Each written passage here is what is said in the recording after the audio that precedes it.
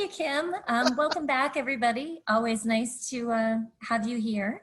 So yes, as Kim was saying, tonight we're going to continue the last webinar in our series, Implementing a Digital Learning Program in Your School. And we're going to be focusing on digital content and teaching. And the guide that we have been referencing, if you have not gotten the link, that link is there, and it will also be on the handout that we give you for the breakout room. But we like to reference this guide right here, Planning for Quality. We did start with the superpower. If you would like your certificates for attendance tonight, please drop your email in the chat. You don't have to tell us your superpower, though. Yep, you can keep that a secret. Maybe that's your superpower. So the next slide is just making sure you can hear us. You can check your volume. Next to your name or in your picture, you should see we all entered the room with our microphones muted. So you can look for that. If you do want to speak, you just hover next to your photo in the upper right-hand corner, and you can change that so that you can speak. And these are just some other navigation tools. You can turn on your video, stop your video, see the participants. You can change your view, and you can do all that from the black bar wherever it's located on your screen. For me, it is on the top. Your presenters tonight are myself. I'm Tambry Tondrick, Executive Director of Operations from Beacon Academy. I am a state public charter school. And Kim, I'll let you introduce yourself. I'm Kim Loomis. I retired last summer from Clark County School District as their Digital Learning Director. Now I do some independent consulting. I'm Lucas Lovett. I'm an assistant principal at Desert Pines High School in Clark County, Nevada. And we just have this disclaimer here. The Nevada Department of Education is providing this webinar as a public service, and it is provided for informational purposes only. It is not a statement of official state policy, nor should it be construed as legal advice on any subject matter. It is neither a legal interpretation nor a statement of state policy. Reference to any specific product, process, service, or entity does not constitute an endorsement or recommendation by the NDE. The views expressed are those of the participant, the views expressed by participants are their own, and their appearance in this webinar does not imply an endorsement of them or any entity they represent. Views and opinions expressed by employees of the NDE or the Nevada educators are those of the individual and do not necessarily reflect the official policy or position of the NDE or the views of the state of Nevada. Thank you, Chuck. I should have practiced and tried to do it in like 10 seconds. So tonight we're going to cover a balanced approach, the CIA of blended learning, blended classroom models, digital content, and teaching. Awesome. Thank you, Tammy. I want to start us off with, so NDE, I don't know if you guys are aware, there is 2 video series that were done in April and May. So if you go on to the Department of Education's YouTube channel, you can get access to these videos. They're great for professional development to share with your staff. There is a series that's called Planning with Digital in Mind, and tonight we're going to be talking about content and pedagogy, so it might be a good one to look into. Also, while we're here, I just want to share with you, you'll notice that there's consistency and patterns in these bit.lys. So when you're working with your staff, you also want to help them start with some consistencies and patterns, maybe even in your building, so that parents aren't confused. So there's a 5-part series here for the CIA of Blended. That's about a 30-minute video. And then the next 3, the content video is about C, standards video is about instruction, and the 4th video there is engaging students, or what we would call authentic assessment, and the last one is about lesson planning. So those are there and available. They're probably numbered 1, 2, 3, 4, and 5 if you go on to the YouTube channel, but I just wanted to let you know that they are there and they're available. Great place to have some professional development for you and your staff. So when we talk about the CIA of Blended, you'll notice down at the bottom, the bit.ly there again, video number 1. Tonight, when we talk about content and we talk about teaching, it's helping teachers understand this 1/3, 1/3, 1/3 balance. Using 1/3 of the time digital curriculum, 1/3 of the time guided instruction, and 1/3 of the time authentic assessment. So if we release the learning to digital content, it will carry DOK level 1 and 2. So like the State Department of Education has given you guys access to Discovery Education, that's good stuff. It can deliver math, science, social studies, English. There's even electives in there, but it's only going to deliver DOK level 1 and 2. But if I can release that learning to the digital content, and that's something that the teacher does not have to carry. So that's where we really need to help them with understanding that partnership with digital content. And the cool thing about it is you want to be able to get data, right? Here's the thing you want to do is you want to get data back. And you'll notice over in the chat, Chuck said One Place Nevada 2 also has digital content.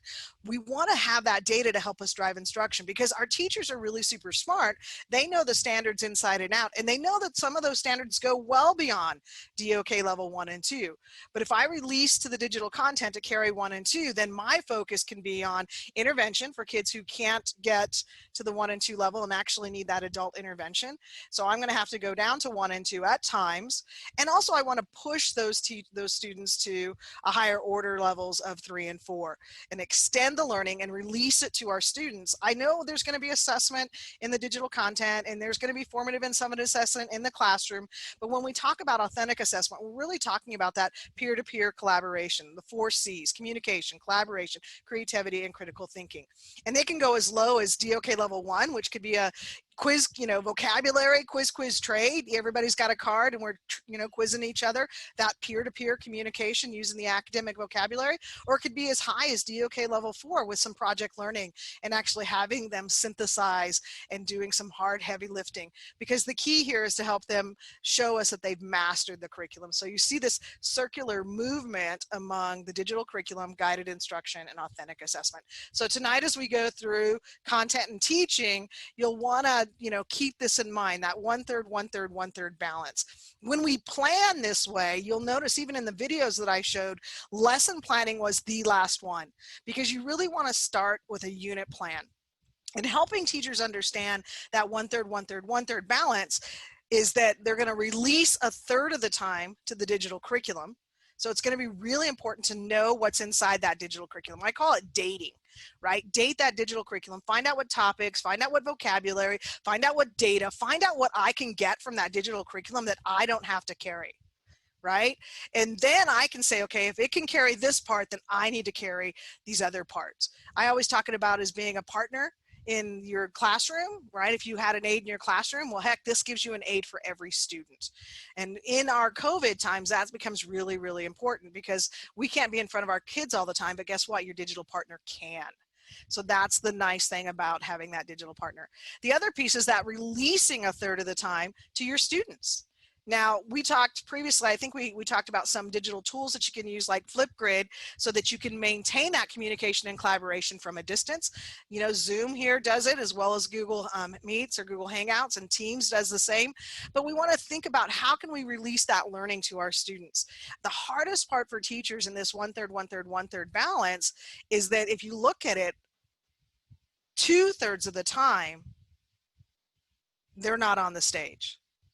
2/3 of the time they have released the learning to the digital curriculum and release the learning to their students. But they've guided that release. They've identified what they want in the digital curriculum. They've identified what kind of teaching practices and procedures that they want to happen with their students. So this 1/3, 1/3 balance becomes really important as we're talking about tonight, content and teaching. So again, I gave you guys those videos at the beginning. CIA video is the first one in the series. It's like a 30-minute video. And then you've got content video, you got standards video, and you've got engage video. And the last one is lesson video. So this one is the helping them understand that 1/3, 1/3, 1/3 balance. It's really easy to do in the classroom in the elementary. If you're still in those days where you have hybrid, kids are coming in a couple days, it's a great time to introduce the digital curriculum in the classroom when you have them face to face. And then on those remote days, they already know how to log in. They already know that you validated that it's important to learn in this digital platform, and you're showing them how to communicate and collaborate in that classroom, not just lecturing the whole time. So think through, what can that look like in the classroom? So again, in the classroom, it could be station rotations. It could be a flipped classroom where we're sending some stuff that's going home, and that's kind of what we're doing now with a lot of remote. We're not having in the classroom too much down here in Clark. Or it could be what I like to call, especially at the secondary, they're not real fond of station rotation unless I've got a nice big block of time. But what you can do, it's called a catch and release, or what we call a flex model. I'm going to open my class, I'm going to catch them, right? I'm going to do that opener, and then I might release to some digital content, and then I say, oh, well, wait, let me pull you guys back in, catch them again, do a little bit of instruction, release them back to that digital content, and then I always tell teachers, you want to close, you want to catch them again at that close. So again, that's that catch and release. I like that at the secondary level. I know some of you have been looking at what digital partners you can have and what would that look like. So as we go through, you'll notice tonight we have lots of different videos for you guys to look at, but I'm going to turn it over to my partners here and have them talk about planning for quality. I believe you are up, Lucas. Am I correct with content? Yep. So one thing we need to consider when we're looking at planning is what digital content we're using. So this reminder, this is for the state of Nevada, right? So in Clark County, we're using Canvas, but they're using other content areas throughout the state. Next slide, please. So here's some things to consider when we look at what digital content is there. So there's the type of content, it's full digital content, it's packaged already, and then that's full, then there's empty, there's tools. So we look at Canvas, typically is looked at as an empty tool, right? It comes with nothing in it, and then you build courses within it. A full content would be, you know, some of our high schools especially use like an Apex Learning or like Edgenuity, where there's content already built inside of there. Go forward. Next slide. So here's really our choices, right? You can buy, you can borrow, or you can build. Buy would be you go to Apex, you buy their content, you train your teachers, and you roll it out, and you're there, right? It's aligned to the standards, it's engaging, it's there, it's done for you. Borrow is when you look at the open ed resources, or OERs is what we call them. There's some other, Khan Academy, Learn Zillion, there's some other ones out there. Those are just two examples where there's some standards attached, there's some quality there, and it's some in the engagement, it all kind of varies, right? There's no real consistency sometimes. And so that's an option, and some schools look to do that. Or you can build, so that you either make it or you curate it over time, and it's teacher made. So that's what a lot of the schools that are looking at a Google Classroom have nothing in it. So you're trying to grab and create things to put in there. So those are really, when you look at digital content, those are really your three options. And people do a hybrid of the three, right? Sometimes you buy a core product, and then you build some in here, and you borrow some here, and you do some of that. But as Kim's mentioned before about the consistency piece, we call it the cognitive load on the families needs to be considered. And so what that means is we need to look at, okay, how many systems are we having that student or that family access during their school day? And it's important to consider, largely because we don't want them to have 3 systems for English and 4 for math and 2 for science, and now they're spread out into 9 different systems for those 3 classes, right? So that's why the consistency piece is really, really key in formatting and just in access, just to help your students and families be able to access these things. So we're going to give you some opportunities to do some breakout rooms. These are the questions we really want you to consider when we do that. What is available for your teachers to use? What other programs or content are you using? Are you using others, and if so, what? And maybe in those two, what have you been using? So especially if your district has said this is what you're using as content now, what were you using previously that maybe you're going to try, and how are you thinking of integrating some of those things? What's available? We talked about some stuff already that's available.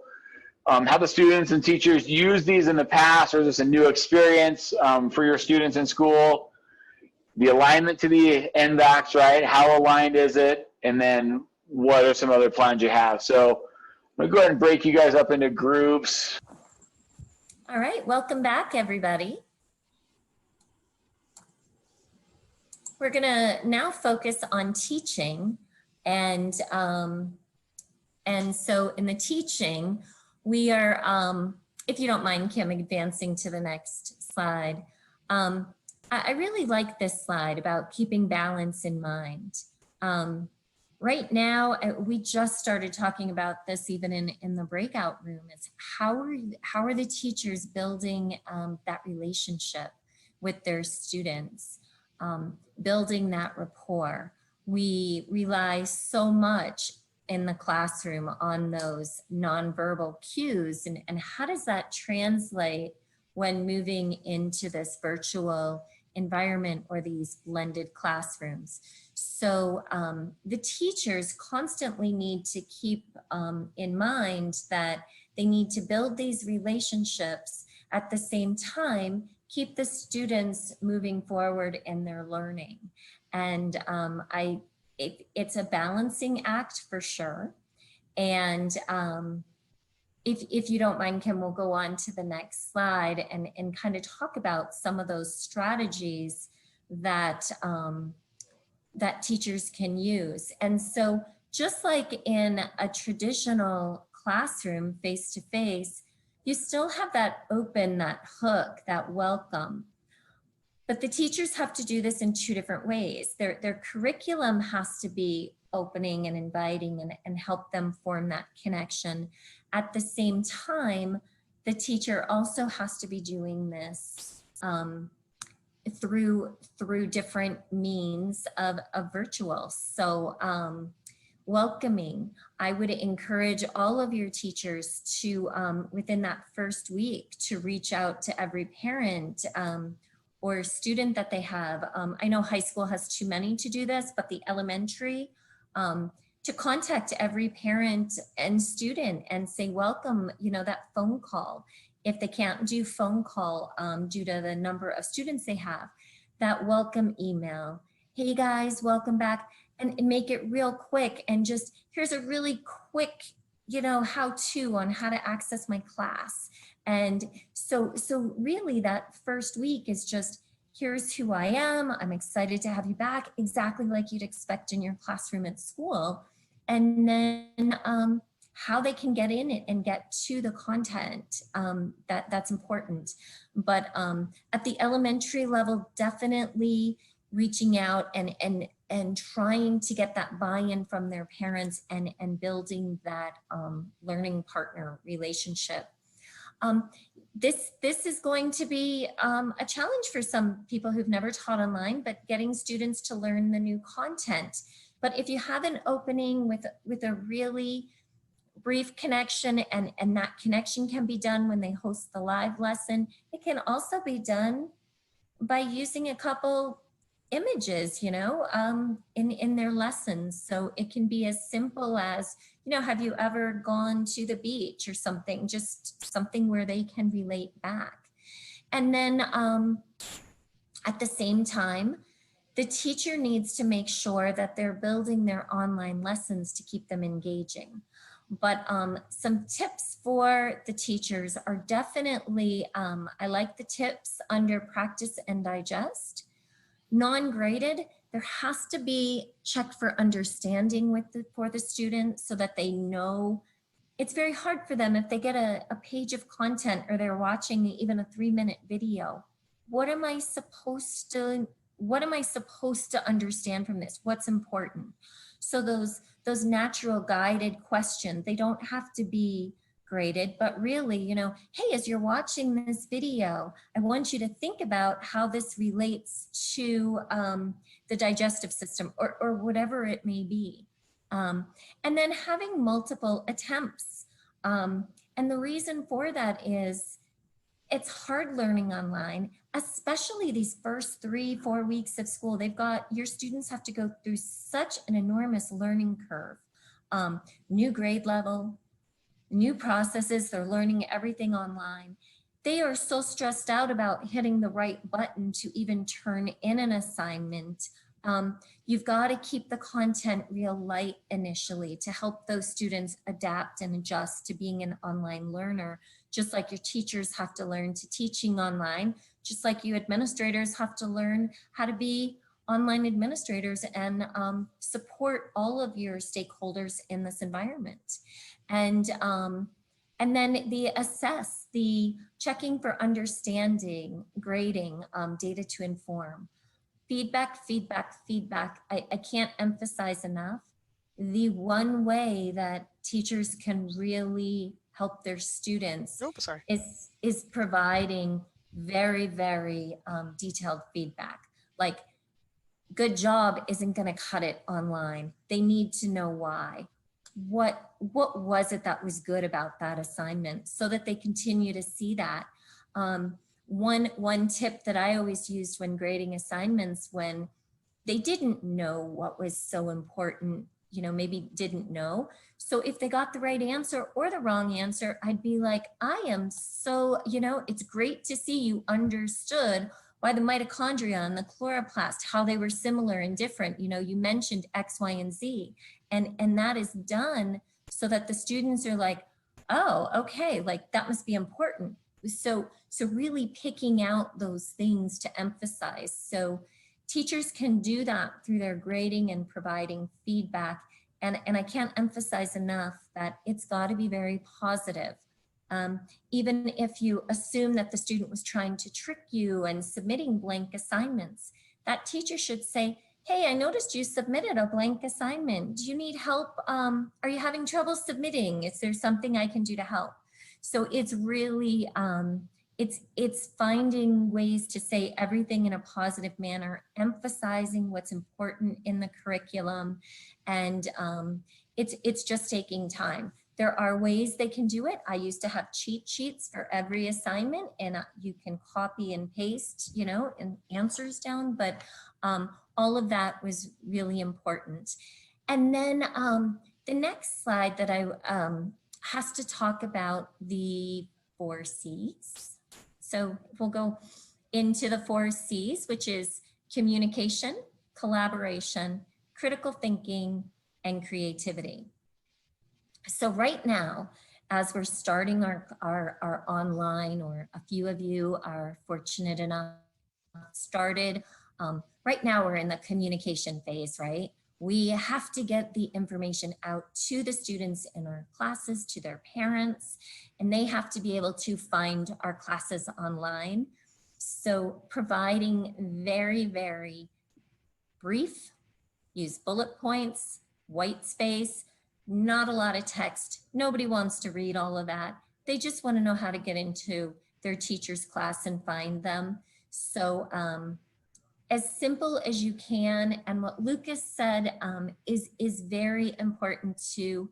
The more consistent the classes are, the more similar they look, the easier it's going to be for your students and your parents to find the classes, and they'll know what to expect. So I know that you're going to have teachers in Google Classroom and probably Canvas, but the best you can do as administration is try to make it so that it's very simple navigation, and all of your teachers are using similar lesson styles, communication pieces, things like that, where parents know what to expect. Collaboration. Collaboration is a lot of fun. We talked about breakout sessions, and I know you can do them on Google Meets. I also know that it's not as simple as it would be if you could use a Zoom lesson, but collaboration is great. You can also use things like discussion boards. Look at what we're using in the breakout room. There's a Google Doc that we're all typing on. In your classes, could your teachers use that technique when they're in a Google Meet? If you don't want to go into breakout rooms, you can do that where they're all working on something together. And so there are ways to collaborate and putting ideas. There's discussion boards, and again, there's phones. So don't hesitate. Your teachers really should be reaching out. And if the teachers aren't the ones doing that, if you have support staff, really reaching out, especially the first couple weeks of school, and just saying, hey, how's it going? Is there anything you're having trouble with that we can help you with? I know it's daunting when you think of the number of students in our classrooms, but if you can get through the routines and procedures the first couple weeks of school, it gets so much easier after that, as long as you start all your students off in the right paths and help the families. Critical thinking, can't emphasize enough how much we used this in online education. Looking at ways to link across subjects and disciplines. World history and English, they go hand in hand. You can definitely cut down on the workload for those students by combining efforts and having teachers work together. I know that's challenging when we're all new to online education, but putting that thought into the teacher's head is a really good idea, because if they're going to be writing papers for English, why not write something in another core area that they can combine two classes? It's a lot of work on the student, and it's very stressful to learn how to be an online learner. So taking those steps will allow the teachers to really focus on, in this case, I gave like an example, you know, the history teacher can focus on the content, and the English teacher can focus on the grammar aspect to it and the sentence structure and things like that. And the last point, the other one is creativity. And one of the best parts of teaching online is your students can get creative. Why can't they submit a video for their assignment? Why do they have to type it out every time? So allowing students to use different modalities. I had one student who one time he made a video for everything, these elaborate PowerPoint slides and videos. And yet he, you know, he didn't want to participate on a discussion board or something like that. But he knew everything. He just, it was in the presentation. So allowing that flexibility for your students is helpful too, because they're not comfortable using, you're going to find students don't want to show their face in video and live sessions. Some are going to be afraid to speak. So how are you going to assess what they're learning if we don't allow some originality and creativity? So we'll go on to the next slide. And before we go into the breakout session, I just wanted to go over the questions with you. We'll use that same Google Doc, and we're going to be focused on what are some suggestions for teachers to build rapport with their students. And another point is, what about admin with staff? I have some new teachers this year. They aren't being exposed to anybody, you know, except through virtual. So how are we building a rapport with the new teachers on campus? Or maybe you're the newbie, maybe you're the new administrator and you haven't met your teachers. So how are you building rapport? What are some of the suggestions you have? What are your teacher expectations? Do the expectations incorporate the 4 C's? What is your minimum expectation on communication? At my school, an example would be, if you receive an email or a question in your class, you do need to respond within 24 hours. So what is the minimum expectation? Are emails allowed to go unanswered, and for how long? Collaboration, what is the expectation there? Are they holding live sessions? Do you require breakout sessions? How often are these happening? Are they required? Is it once a week? So thinking about that. Critical thinking, how is this demonstrated virtually? What are some of, you know, what are your thoughts on that? And creativity, how is this demonstrated virtually? What is the expectation?